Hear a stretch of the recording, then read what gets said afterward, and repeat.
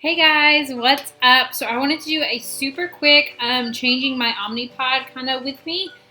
First of all, if I seem a little bit bleh right now, my sugar is currently, I believe it's 68, which is really bad. So I apologize for that. Yeah, it is. And it's going down, but I just drank some stuff, so I should be good. Also, if you hear some background noise, I'm cooking chicken. I just thought I'd jump in here real quick. This will actually be the first time I'm changing my Omnipod by myself. Usually I have my husband here to make sure I don't mess up my tape because I have a really hard time with like bunching it up. But anyways, I want to show you how to change your Omnipod. So first thing we're going to do is go to the home. You're going to hold the home button down. It's going to say my name. My pod is over with, I believe, in about 30-ish minutes. Hang on, I'll tell you. So this is what it's going to look like. I've had a really bad sugar day, so there's more insulin than I usually take. Also, if you saw, my sugar was 180. Yeah. I've had a really bad sugar day. I've actually been a little sick, so I think that has something to play with it. I have some really bad sinus issues, and usually, as diabetics, when you're sick, you know it's going to be a lot higher. Also, I just noticed my thing in the back is really funky looking, so yeah. Anyway, so it says pod expires this way. Pod expires at 6:14 p.m. today. It is currently 5:45, so I'm going to go ahead and change it while we're on here. First thing you're going to do is you're going to hit home. Then it's going to say bolus, more actions, temp basal, my records, settings, and suspend. You're going to hit more actions. So you're going to scroll down there, and then you're going to hit select. And then it's going to say change pod. So we're going to select that.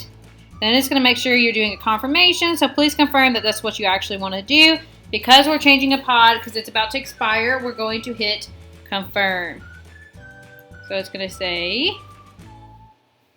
try to get. Sometimes the buttons get all weird. I'm going to say please wait, meaning that it's deactivating this current pod. Alright, pod deactivated, remove and discard, and press next. So, we're going to remove this off of my stomach. Don't judge me, because I have gained weight. So, also, yeah, I'm wearing pajama bottoms, so, yep. Alright, so I just took a bath, because usually I have noticed when it's wet around the edges, it's a little bit easier to pull off. Yeah. So I'm actually a little nervous doing this on camera, not gonna lie. Because I always get really weird when I stick in a new pod. Because it's so suspenseful. Also, this like really hurts tearing off sometimes. Alright, and it's out. So just to let you know, I don't know if you guys can see that or not. Yeah, that's what the needle looks like. So it's really not that bad. That's what a pod looks like. And it's off. And then you're going to see a little bit of a mark, but it's not that bad. So I'm going to take one of these alcohol swipes. And then, okay, have you guys ever had an alcohol swab and when you take it out of the package, it is not wet? Yeah, comment down below because maybe I'm just the only one. So I'm going to go ahead and clean that off. And usually if I think about it, which is pretty current, it does leave a little bit of a mark, so I'll rub some Neosporin on it and put on a Band-Aid. It helps it heal faster. So let me raise this back up. So the next thing we're going to do is do another pod. Before that, let me wash my hands. I'll be right back. Probably should have, I already washed my hands, but I really like to be extra cautious, especially putting in a new one. Okay, so we're going to grab a new pod. And I know in my last video I talked about what does it look like. This is what it looks like. So I'm going to take the pod out. You're going to pull a little thing right there. And this is what it's going to look like inside the package. You're going to have the pod, and then you're going to have a syringe. So I'm trying to think what would be the best way to keep it, because you do have to keep the pod and the pump together, or the controller, receiver, whatever. So here's the lines on this. So if you fill it up to minimum, that's about 75. I think that's what they said, 75 to 80-ish. And then 100 is usually what I like to do. But I noticed this last time, I actually only had, like, I had 20 units of insulin left in this, 15 to 20. And I don't want to be wasteful, even though I'm using my pins to get rid of them. So I am going to, I think what we'll be eating the next few days. I guess I'm going to go ahead and, since it's Tuesday, Wednesday, Thursday, Friday, we'll have to change it on Friday. I'm just going to fill it up to a little bit under the minimum. So here's my insulin pump. It does have an air bubble in it. I don't know if you guys can tell. from the last time I used it. So let's see how this works. And I am not the best at this. I'm not going to lie, because it kind of stresses me out a little bit. Especially when your sugar's low, you're like, oh, kind of shaky. We're pulling the insulin out. Nope, we're not. I totally lied. Y'all, I'm telling you, this is by myself, so it might help if you actually put a needle on there. Just to let you know. I will do a more professional one whenever I get more of the hang of this. So this is what it looks like. If you can't tell, usually my husband does this for me. So let's try this again. Now we'll actually get insulin out. Just push all the air out. I'm right-handed, so it just makes more sense to do it this way. So we're going to stick it up in there. And then you're going to pull out a little under.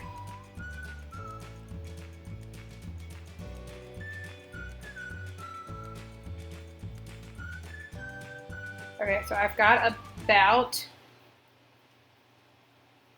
100. I don't know if I can show you guys that. And if you can't tell, there is a huge air bubble, so we're just going to flick it. I'll go ahead and pull it out. I'm going to flick it a little bit more because there's lots of air bubbles. Air bubbles are really bad for being a diabetic. Just to let you know, whenever you get the Omnipod, whenever you prime it, which I'm going to do my best to show you guys that, whenever you prime it, it does get some of the air bubbles out as well. Okay, so that looks pretty good. Pretty solid.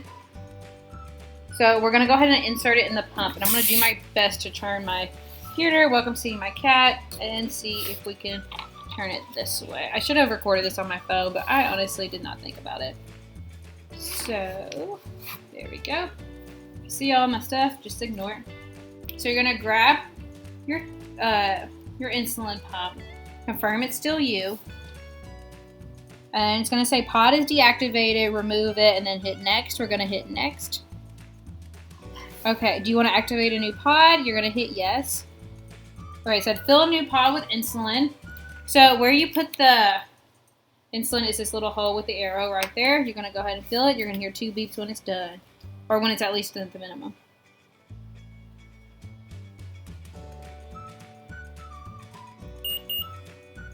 Okay, that means it's filled. I usually like to make sure it's all pushed down in there.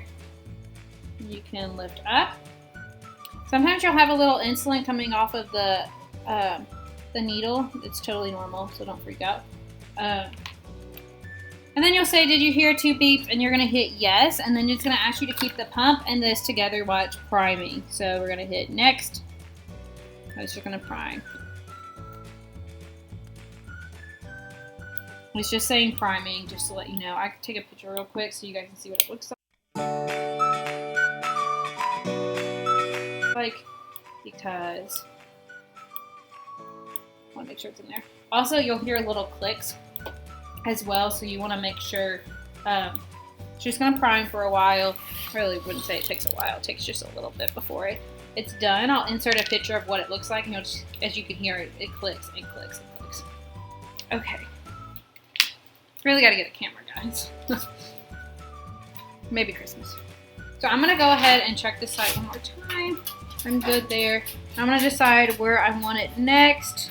I think I'm going to go back to my right side. I can do my arm, but I'm going to choose not to this time. Okay. Also, I'm really struggling this time with Dexcom staying on my skin.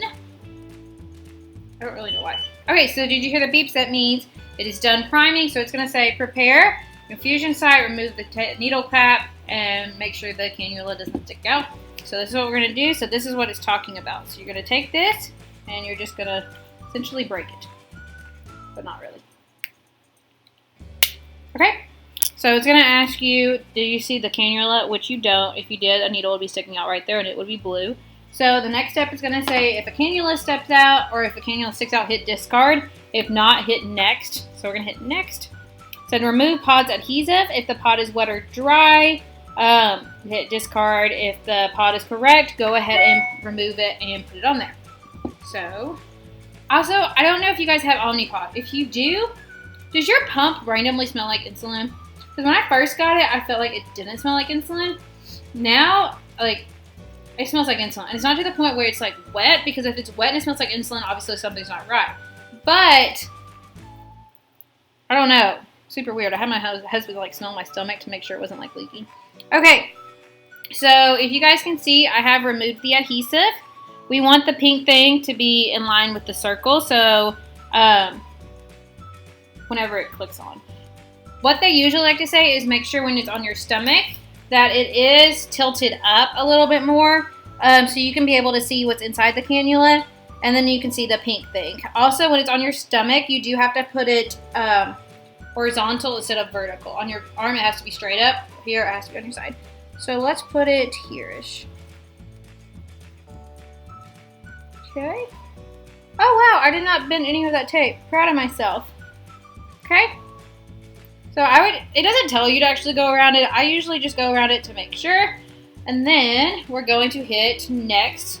So we did that, and it's going to say, press start to insert cannula and begin delivery. Now here's my thing, guys.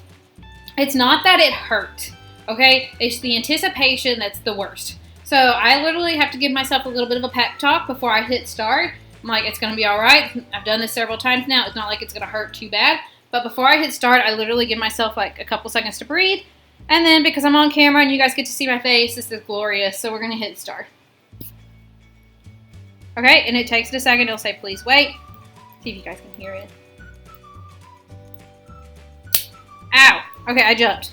I'd probably jump more on that one than I usually have. But to be fair, I usually grab my fat and I didn't think about it. Okay, so the next thing it's going to ask you is your pod is active. It's been programmed in there where your basal is. It's going to say check your infusion site. I don't always grab my phone and look at a flashlight. It sometimes just depends. But if you look in the little hole right through there, you will see a blue needle. Usually I like to look right here and see if you see the big yellow thing, and if a pink dot's right beside it, that means it's inserted correctly. So now that is, it's going to say, is your cannula properly inserted? And you're going to hit yes. And then you're done. It'll tell you how many units of insulin you still have left. 50 plus is usually what it says, unless it gets below or that. If you need to go ahead and bolus, you would just hit home and then hit bolus. Obviously, I'm not going to because I'm currently not eating. But that's it, guys. It's on there. It's right beside my Dexcom. My Dexcom's currently falling off. That's it. And then I'll usually like bend down a couple times, make sure it doesn't hurt to the point where it's painful. And that's it. So if you guys have any questions, I'm going to go ahead and do another one of these. I know it's a little scatterbrained on this one because I did it by myself and my sugar is a little bit lower. And we know as diabetics, having your sugar low is not fun. So I'm going to do another one with my husband to see how much easier it is to do if you have another person with you. If you don't always have to do it by yourself. If you have another person, I'd prefer having another person just because it helps you out a little bit more. So yeah, if y'all have any questions, please leave them in the comments below. If you like this video, please give it a thumbs up and subscribe. Bye, guys.